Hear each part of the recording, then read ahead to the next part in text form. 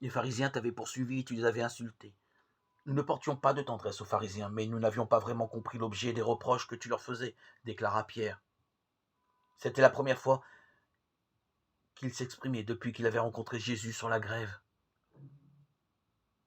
Tu nous as fait des reproches aussi, hier, reprit Pierre.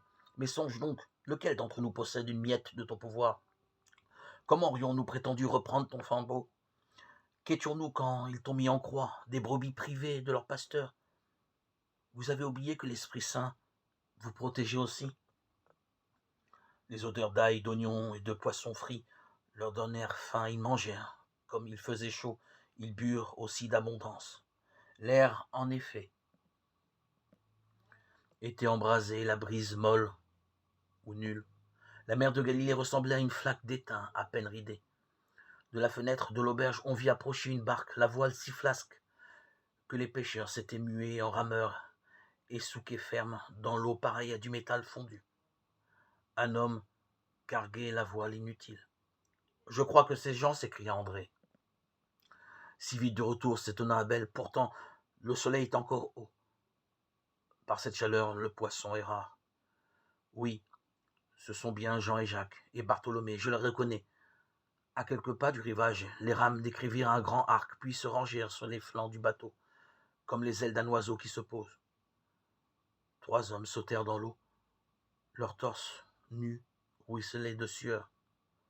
À distance, on les voyait haleter. Ils se passèrent une gourde, burent à la régalade et s'empongèrent le front. Puis ils allèrent le bateau. Jésus se leva et sortit après avoir demandé à ses compagnons de l'attendre à l'auberge. Il alla vers les 3 hommes. Il les reconnut sans peine. Jean, 18 ans, mince et vigoureux, le geste vif. Jacques, 20 ans, à peine plus massif que son frère, le geste un peu plus réfléchi. Les frères Boanerges, les fils du tonnerre, Bartholomé, 20 ou 21 ans, ancien bûcheron qui s'était sans doute joint à Jean et Jacques pour ne pas se retrouver seul. Le cœur lui poignit.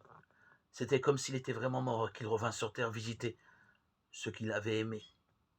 Il savait qu'il allait au-devant du chagrin, mais il n'avait pas le choix. Il considéra les filets qu'il rapportait. Quelques tranches, une petite carpe et un brochet médiocre. On pouvait s'étonner que ces poissons ne se fussent pas glissés au travers des mailles. Tout à leur moussaderie, ils levèrent à peine les yeux sur lui. Il considéra le filet, c'était un carrelet, pas assez profond, moins de 2 coudées. Par cette température caniculaire, la plupart des poissons descendaient plus bas vers les couches plus fraîches. Il vous aurait fallu un trémail, dit-il. Pourquoi faire demanda Jean en levant la tête. Pour aller plus profond. Quand il fait chaud, le poisson se réfugie dans les eaux plus froides. Jacques aussi leva la tête. Nous n'avons pas de tramail, lâcha-t-il avec lassitude. Si vous attachiez 3 coudées de corde au cerceau, cela ferait l'affaire. Ils se redressèrent tous 3 et le toisèrent en se passant la main sur le torse d'un air narquois. Tu es pêcheur? Oui. Où est ton bateau? Il n'est pas ici. Pour faire ce que tu dis, il faudrait être 4, déclara Jacques d'un ton impatient. Un homme à chaque bout des 2 cerceaux, à moins que tu veuilles nous prêter main forte.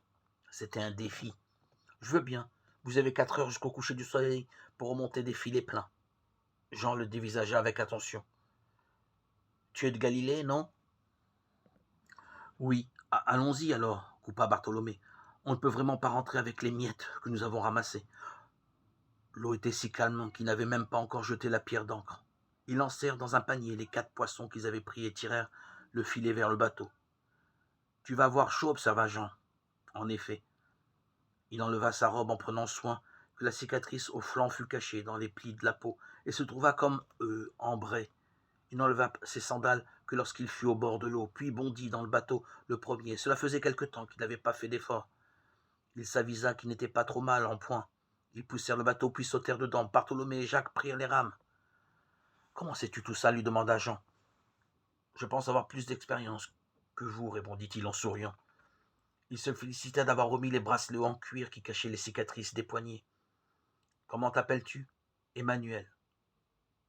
Il n'est pas besoin d'aller trop loin, conseilla-t-il à Jacques et Bartholomé au bout d'un moment.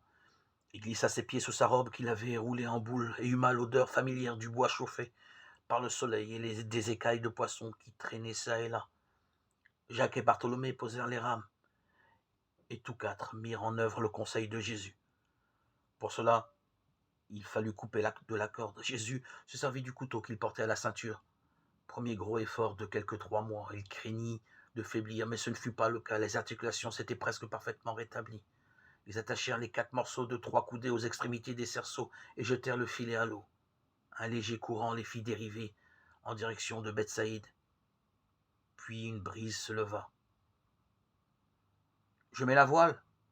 demanda Bartholomé sans s'adresser à personne en particulier.